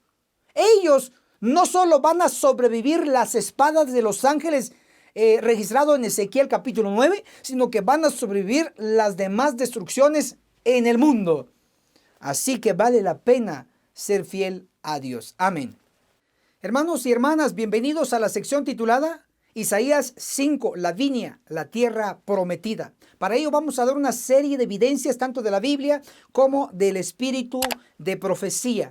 Empecemos con Isaías capítulo 5, el versículo 7. La viña del Señor Todopoderoso es la casa de Israel, y los hombres de Judá, planta suya deliciosa. Entonces, esta viña, ¿qué es lo que involucra? Involucra lo que es un campo, un territorio. ¿Y qué más suma? Lo que se llama vides, una vid. Es una planta leñosa con tronco retorcido. Por lo tanto, una viña es un territorio con vides plantadas. Ahora, ¿qué es lo que representa la vid? Para ello tenemos un ejemplo en San Juan, capítulo 15, versículo 1, dice: yo soy la vid verdadera, dice Cristo. Por lo tanto, una vid representa a un hombre, en este caso a Cristo. Pero como son vides, son varias plantas, entonces significa que son varios hombres. Pero ¿dónde se plantan? En un territorio. Entonces, varias plantas, en este caso vides, plantadas en el territorio, forman juntos una viña. Por eso dice Isaías capítulo 5, versículo 7, la viña del Señor Todopoderoso es la casa de Israel, y los hombres de Judá, planta suya deliciosa. Entonces, el territorio donde vivió el pueblo de Israel, ese territorio se le llama la viña. Y a las personas que habitaron ahí se les llama planta suya. Qué interesante. Entonces, cuando usted escucha la palabra viña, tiene que pensar en territorio donde vivió el pueblo de Dios. Y ese territorio es la tierra prometida. A ver, ¿cómo así? Se los voy a ir explicando paso a paso. Pero para ubicar exactamente este territorio de la viña, les voy a invitar a que me acompañen a Isaías capítulo 5, versículo 2. Dice: la había cavado, despedregado y plantado de vides selectas. Había edificado en ella una torre, subraye, y un lagar. Entonces aquí está la descripción de lo que había en la viña, en ese territorio.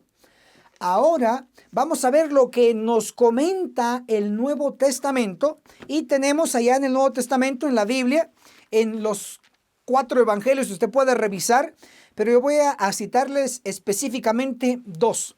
El primero, Marcos capítulo 12, versículo 1, declara: plantó una viña, acuérdense, territorio, y edificó una torre, cavó un lagar.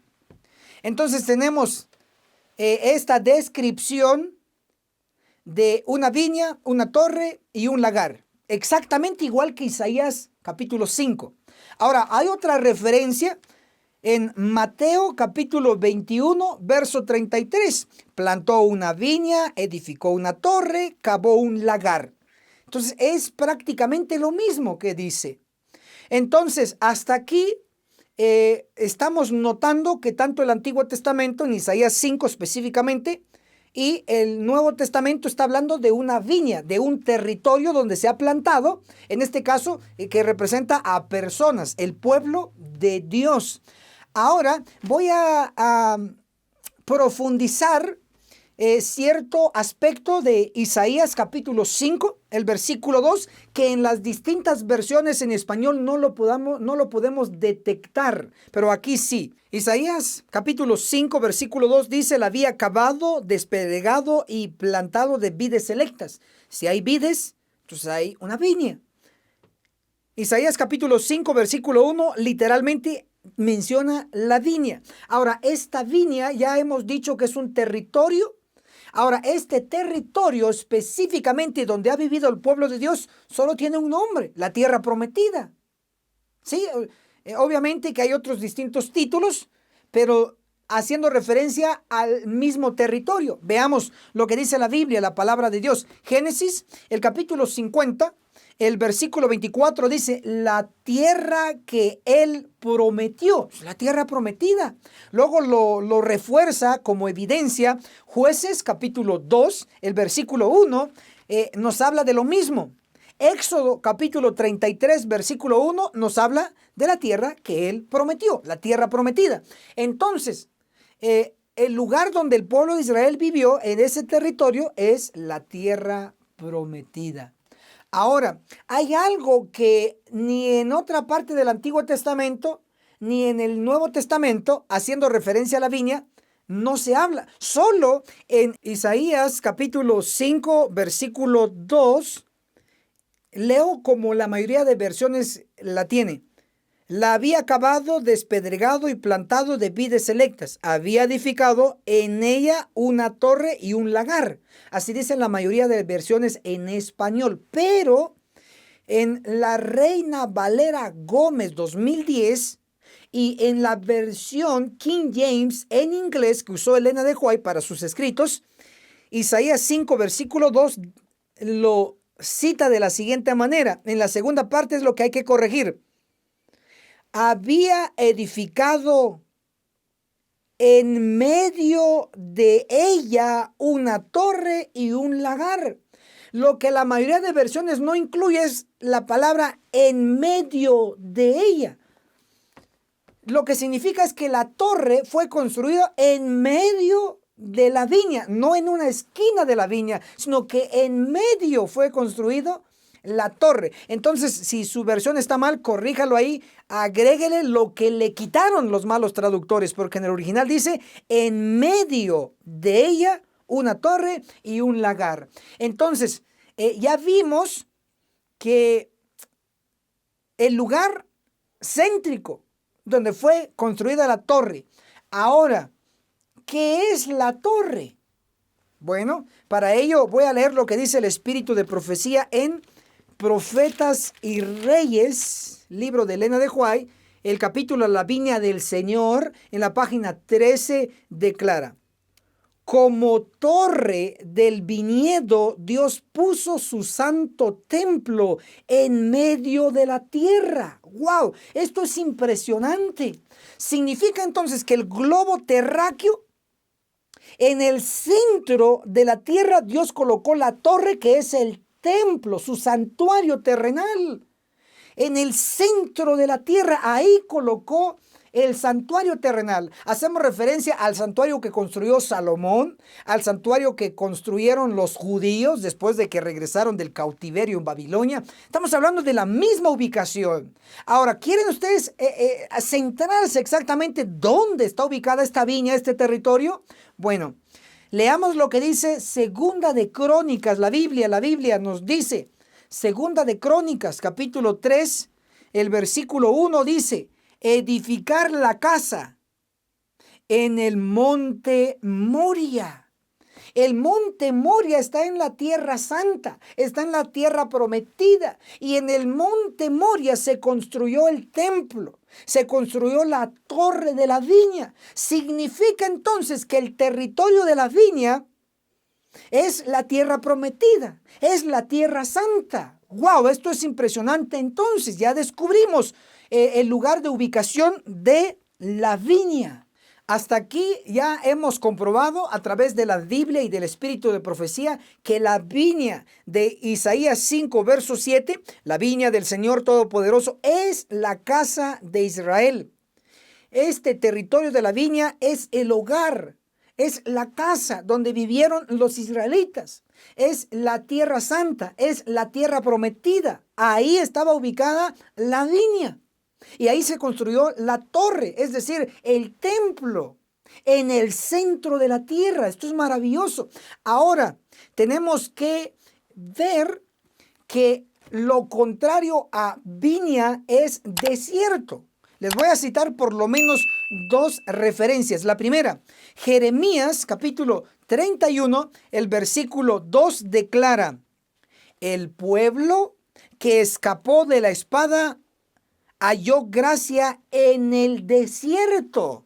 Interesante. Ese desierto es lo que no es parte de la tierra santa, lo que no es parte de la tierra prometida.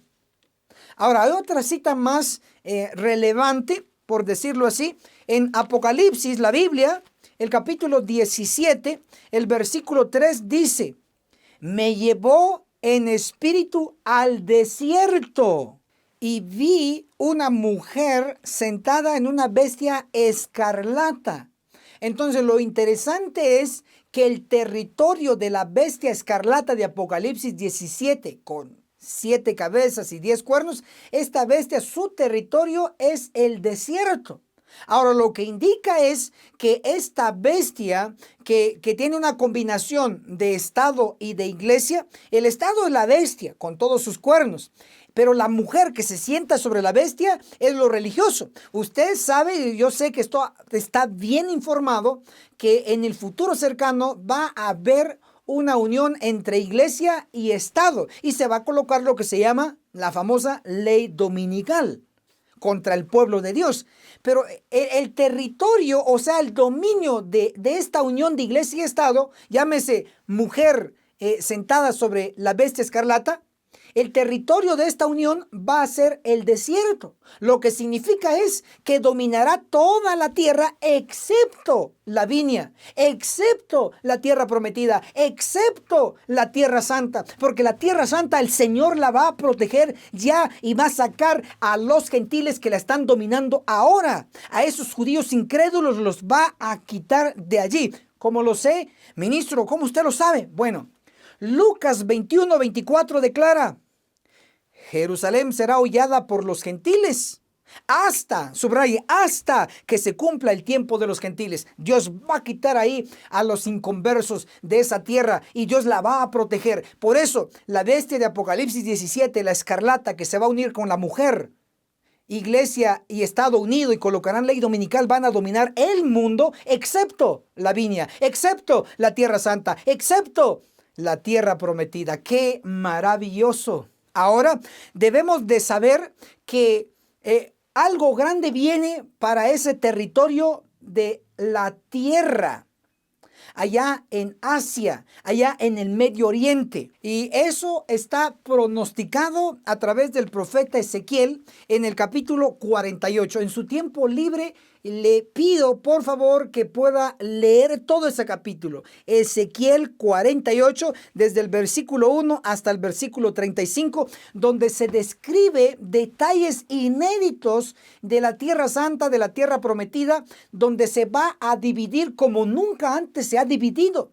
El pueblo de Israel vivió allí en la tierra santa, gobernados por Saúl, gobernados por David, gobernados por David, etcétera. Sí, estuvieron ahí, pero la división que se presenta de la Tierra Santa en Ezequiel 48 jamás ha ocurrido, jamás se ha dividido la tierra de esa manera. Por ejemplo, Ezequiel 48 muestra que la tierra, voy a presentar ahí en su pantalla una gráfica profética donde describe lo que está registrado en Ezequiel 48. Ahí como ve en su pantalla, la tierra va a ser dividida en franjas de este a oeste. Así va a ser dividida la tierra, cosa que jamás ha sido dividida de esa manera. Ahora, si ve ahí la imagen, ahí, en el centro de la tierra, en el centro de ese territorio, se va a ubicar un santuario, una ciudad. No lo digo yo, vamos a darle lectura. Ezequiel 48, el versículo 8 declara así: y el santuario estará en medio de ella. Entonces va a haber en esta división de la tierra, va a haber una parte seleccionada en el medio de este territorio, va a haber un santuario, va a haber un templo. Ahora esto es impresionante, ¿saben por qué? Porque según Isaías capítulo 5, versículo 2, allá encontramos en el pasado que Salomón construyó el templo, la torre, en medio de la viña. Y también los judíos construyeron el templo en medio de la viña, en medio de la tierra santa. Lo construyeron. Pero ahora impresionante que se nos está pronosticando en Ezequiel 48, el versículo 8, y el santuario estará en medio de ella, del mismo territorio. Esto tal vez no se lo habían enseñado, pero está en la Biblia. Por falta de estudio no se lo han dado. No han aceptado la verdad presente, por eso ignoran esta gran verdad. Entonces, hasta aquí ya hemos comprobado que se pronostica que en el futuro, en medio de la Tierra Santa, se va a colocar un santuario. Ministro, ¿y esto no se puede aplicar para el territorio en la Tierra Nueva?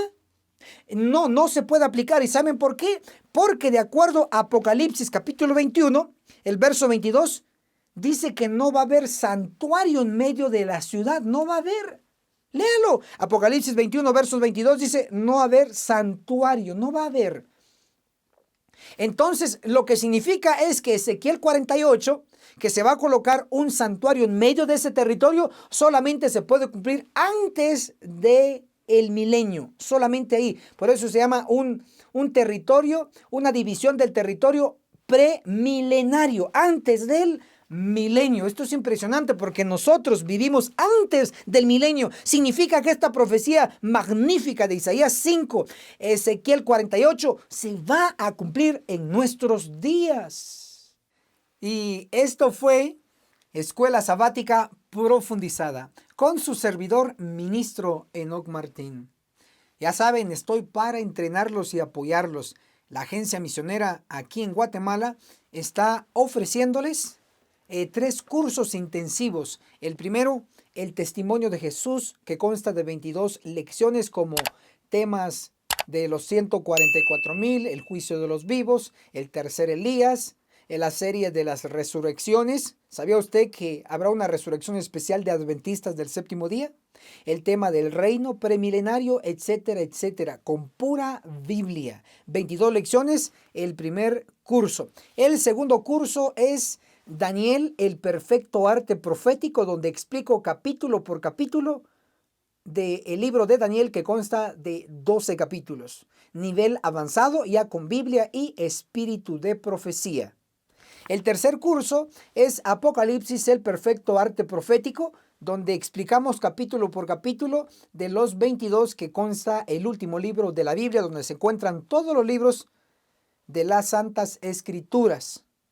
Muy importante porque al final también les proporcionamos una serie de cuadros proféticos para su mejor comprensión. ¿Cómo lo puede obtener y solicitar? A nuestro número de WhatsApp, el signo más 502 42 29 77 86. Llámenos, identifíquese y con mucho gusto le enviaremos estos cursos para entrenarlo y darle un super 100. Ya saben, amigos, hermanos y hermanas, ¿dónde nos vamos a ver? Nos vamos a ver en la cumbre del Monte Sión. Hasta la próxima.